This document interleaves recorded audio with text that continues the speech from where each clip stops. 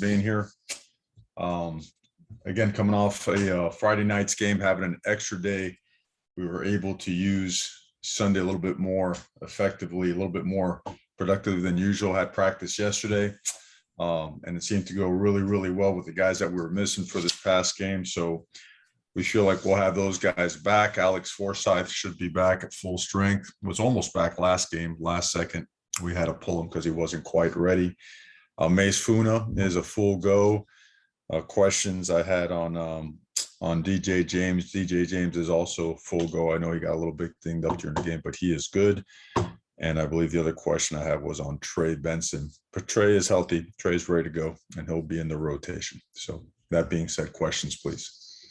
Or James Crapia from the Oregonian.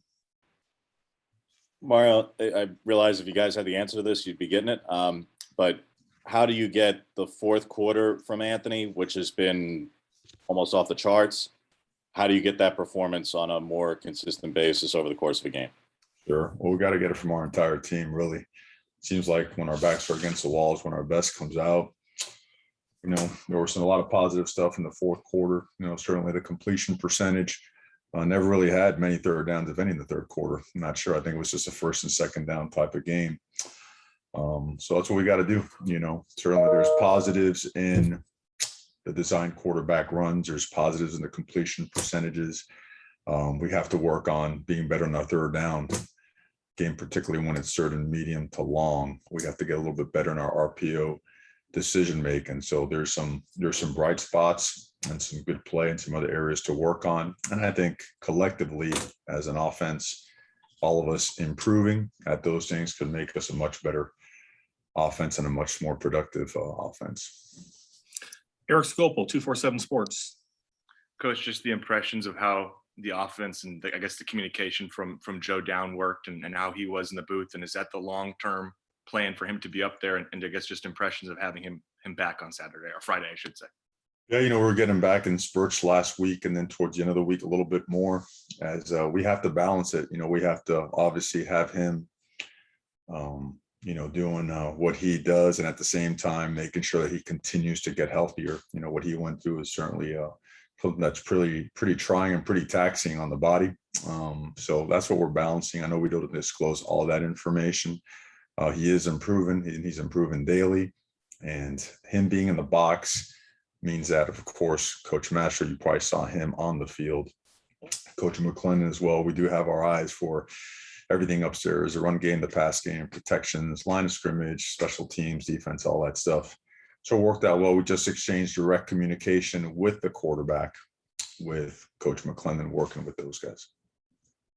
Next, Torres, Ducks Digest. Coach, I believe this was one of, if not the most consistent games we saw from the offensive line as far as personnel goes, not as many rotations as we've seen so far. Obviously, you'd like to have Alex there ideally, but are you envisioning, that consistency being something moving forward, or is that more what you just saw from Cal? Well, a lot of that had to do with the fact that we had some guys that were injured and did not get back until the latter part of the week. Didn't feel they were as sharp as they needed to be to play. And those guys that we play up front, we play them when we feel they've earned that time and they could really help us win. And they know that, it's playing time earned, but we felt that Alex, again, we thought Alex would be ready to go come game time. He was not. And so we had to pull him, and credit to him because he really tried to tough it out. He has been. He looked great yesterday, so we expect him full speed. But both Dawson and Jackson were not able to join us till the latter part of the week and felt that they weren't at the level necessary to play winning football, and to protect them, to protect the integrity of what we're doing. That's why we went with 5 guys that had worked together. And if there's something, in the case of something would have happened, then those guys would have been plugged in. Alvaro Torres, End Zoners. Hi, Coach Cristobal. Are you listening with me well? Yes, sir. Okay, perfect. Looking ahead at the rest of the schedule, would you say this is the most important game until the end of the regular season? Well, we say that every single week, that the game that we're playing is the most important one because that's the one that we're playing. So that's not going to change. I mean, the opponents change week to week, but the goal and the way we approach it never does. So, and we recognize them and respect them because they are an excellent football team. AJ Jacobson, Rivals. Coach, looking at that UCLA team on offense, they kind of set up their pass with their run. They've got a strong running game. What are the challenges your defense is going to see on Saturday facing that UCLA Bruin team? Well, they do a lot on offense, especially from a formational standpoint. You guys have seen it, the unbalanced sets, right? Tackle over sets, with the Y being the tackle on the short side. Formation sideline, right? Formation into the boundary. A pretty extensive quarterback run game. They do it all, your duo, your double, power, counter, inside zone, outside zone. You'll have your RPO game as well. There's, you have some of those sets where, 3 linemen go out to the hash, and you got to be ready for just about everything. But I think a lot of it gets lost in the fact that, to me, the most impressive thing they do is that they're really physical. They got a big, experienced offensive line. In fact, I was trying to count it up if I wasn't mistaken. Their front seven on the defense is completely senior laden. On the offense, a lot of redshirt juniors, a lot of 4th-year guys, a couple 5th-year guys. So you have an experienced, physically mature bunch, and they play that way. But the quarterback's an excellent player. The tight end's an excellent player. They have multiple wide receivers. When I say the tight end, I should include all of them, because they all can do the following. They can stretch the field, and they could also knock you back at the line of scrimmage. Very big. They own the C gaps really well. They could reach you. They could down block. Very interchangeable, and that's why you see them do a lot of the tackle over stuff. They can use the tight end as a tackle, but yet pose the threat of an eligible receiver. That's difficult to match up with. So they use tempo and varied formations. They don't go all the time, but they can, and they have shown it in spurts. So there's a lot to prepare for, and they have excellent players doing it. So again, a lot of respect for them. Looking for the opportunity. Matt Breen, 247 Sports. I think we saw quite a bit of Jeffrey Bossa in that game against Cal. Just your feelings of how he performed, and what did you like him in his game to play so much, over previous games? You're in it during the week. It's as simple as that. I mean, again, he was very unselfish in helping us in that transition. Losing those 3 linebackers really just depleted our depth. And Jeffrey, we had asked him, hey, can you do this? And he had to learn a whole new position. And throughout the course of the week, he earned the opportunity to start that game. It's as simple as that. And he's getting better and better. And I think I like seeing him and Nate and Keith pushing each other. We interchange those guys, and a guy like Micah Roth as well. I mean, we have to continue to get guys opportunities to play. It's as simple as he earned that opportunity. He had some really bright moments and some other ones that he'd like to have back. He's a hard worker. We expect him to get better. We expect Keith to get better, and Nate as well. Julian Minnesota, KZI. Mario, this is the first time you guys are back at the Rose Bowl since you guys won that 2020 Rose Bowl game. Is it hard to go back there and not think about the historic nature of the venue and what you guys accomplished there over a year ago? Well, I mean, you can think about it for a moment. I think it's easy not to focus on that. I think when you walk into a place, it's hard not to for memories to be stirred up. You just have to make sure. Well, a couple things. Let me add to that is that a lot of the guys that were on that team are no longer with us. Right. I mean, we're a very young team. And in fact, I think on paper, we might be the youngest team in America. So I think a lot of those guys might have seen it on TV. It's one of the best places you can ever imagine playing or watching a football game. So, great moments there. Tremendous opportunity to be there on Saturday. So I think the focus will be completely poured into, what's at hand and being where our feet are. James.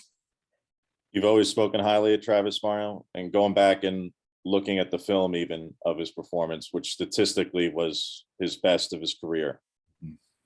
Anything else stand out from the 39-yard screen pass, the staying upright on a couple of runs for extra yards, chip blocks even to help out George a couple of times, I think.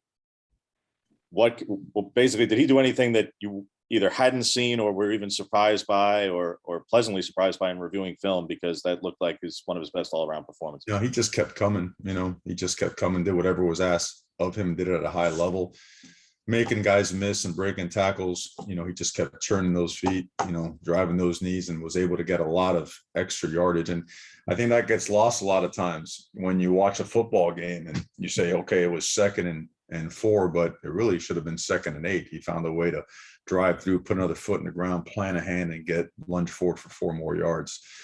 he does all those things so well. What is not seen on camera is what he does on the sidelines and in the locker room to generate positivity, impacting his teammates and generating energy on the sidelines. The guy is he's a special guy. Obviously, that family has been with us for a long time, and it's been his turn, but now it's like really he's the focal point in this particular turn in his career, and he has continues to exceed expectations. Eric. Coach, I think in real time, it felt like what Kayvon did in the second half was really special. Having had a chance now to review it, I wonder if you can kind of put in words what you saw from him and just how that impacted the defense as a whole in the second half. Well, it's explosive power, and I think it's going to be really exciting to watch him play this week when he's knocked off more of the rust and is getting back into form. But what you saw is just elite level foot, body quickness, and power. The way that he affected the game, affected the quarterback, certainly was a game changer for us. In this conference, if you can't get to the quarterback in the fourth quarter, you're going to have problems. Okay, because a lot of these games, I guess around the entire country, these conference games, they come down to the last couple of minutes and people are throwing the ball, and you've got good quarterbacks, you've got good passing teams, good offensive lines. Kayvon certainly just he changed it. And if you watch, I think you'd really appreciate the technical side of it. Besides that first step, besides that explosiveness, if you could just take the time to watch the technical and the fundamentals, the fundamental part that went behind how he affected the game, I think you'd really appreciate the work that he's invested in being a better player. Max. Coach, earlier you mentioned you have a lot of respect for Dorian Thompson-Robinson at UCLA. You guys didn't get to face him last year, had Chase Griffin in that crazy matchup. With him looming this week, that adds a different dynamic. Just kind of asking for some early thoughts from you on him and maybe evaluating him. Sure. Well, he does it all well. He really does. I don't think he's limited in any respect. In fact, he's a guy that can hurt you with explosive plays in every possible facet of the game, right? Design runs, read runs, the RPO game, busted plays where he could take off, and then he can make every throw. Really strong arm, really accurate, throws a deep ball really well. And he's in sync with his receivers and his tight ends. Okay. Play design is always going to be right. Something that you want to match up, and you want to match up correctly, at least to the best advantage that you possibly can, because he finds him. I mean, you watch him, the way his eyes are trained, you watch a guy over the years just continually get better and better and better. Excellent player, and about as dangerous of a player as you'll find in the country. AJ. Coach, Camden Lewis has had an outstanding season. What has he done to put himself in a position to perform like he is? Well, you remember at this time last year what these press conferences were like about the kicking game, and it takes a ton of, it's football, man. It's the lessons that come and go with football, and the way that it provides moments for guys to have a breakthrough and not in any way, shape, or form have a breakdown. Cam deserves a ton of credit, and not only because he's kicking the ball out of the end zone consistently and he's obviously hitting all his field goals. It's because he endured, he weathered the storm, and all he did was he poured into his craft. He just got lost in his craft. While all the noise was continuing to grow around him, he got lost in it and came out on the other side kicking butt. So really proud of him, and he'll tell you himself there's still more room for improvement. So we're looking forward to that. Heather Dinich, ESPN.com. I was just wondering, what's your gut feeling about where you guys are? You've been so banged up. It's hard as somebody who's not with the team every day to kind of figure out exactly how good you feel about the team right now and how strong you are, knowing so many players have been injured and have gone through some adversity. Just where do you feel these guys are? Well, it's been a challenging year in terms of that, probably more so than any organization I've been a part of. So I feel, we're always hungry. We're always driven.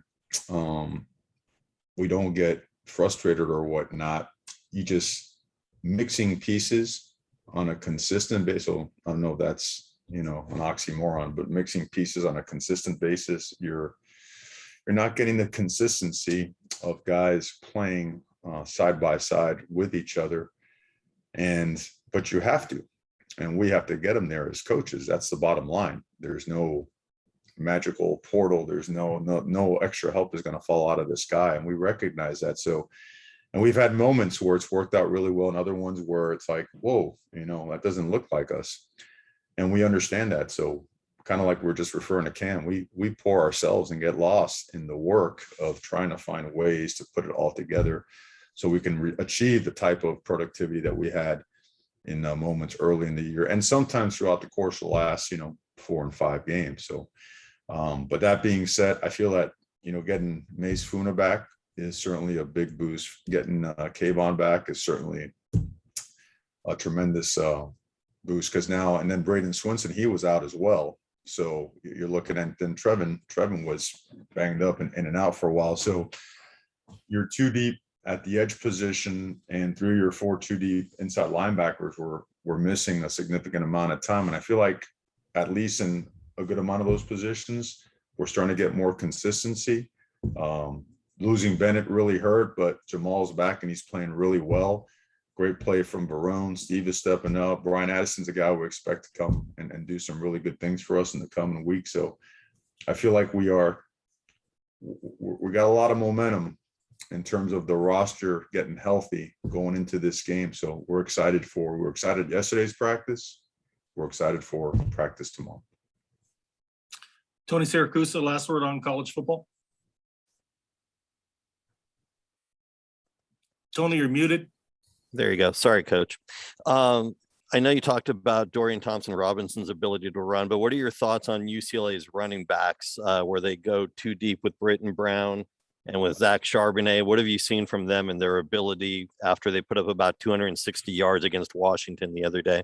Yeah, they're the most physical runners that we have seen. They run behind their pads, big, powerful leg drive. You saw it early in the season against LSU. That's when people really started to take notice. Well, we had known that, been coming on for a while.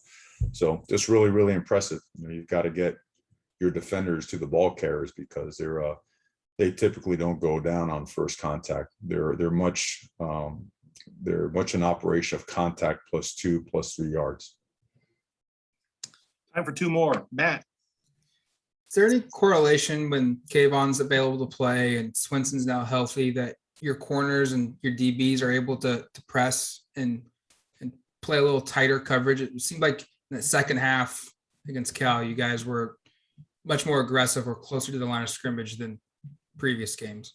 And some calls they are, Matt, and some calls they are. And sometimes on pressure, some of these pressures require a cushion. Some of them don't. Down distance plays into it. Sometimes being on point assignment wise shows, and sometimes playing off and outside when you're not supposed to shows up too. So we've been having a mixed bag of results there in terms of what you've seen, in terms of both cushion, leverage, aggressiveness and whatnot. But I think our guys are gaining more confidence in covering. They certainly do a good job at practice. I've had some moments, and we're certainly we've made that a focal point for us in terms of improving, because we got to get better at it. Last question, James. At the midpoint of the season, Mario, just how do you evaluate, what have you seen from the receiving group beyond Johnny and Red in particular, just whether it's Dante and Troy and where they are in terms of their progress as freshmen getting into the rotation more, or some of the more experienced players, whether Chris or Micah, what have you, just to get more consistency on a week-to-week basis from that position? Sure, and that's what we're looking for. We're looking for more consistency. I think it was good to see Devin pop in there last week and make some plays. That's certainly encouraging. Troy really came on strong in the spring and in camp and got banged up right before the season started. So he's starting to get back on track as well. Dante Flash, you saw him, when we played Stony Brook, and he's a guy that's certainly going to help us. I think our passing game took a little bit of a step this past week, and we got to do a really good job making sure that we are preparing our guys and scheming it up so that we can continue to improve. Those guys are good football players, and we want to see them have productive days that make our offense better. Thank you, Coach. Appreciate your time. Okay. Good luck this weekend. Thank you, guys. Have a good one.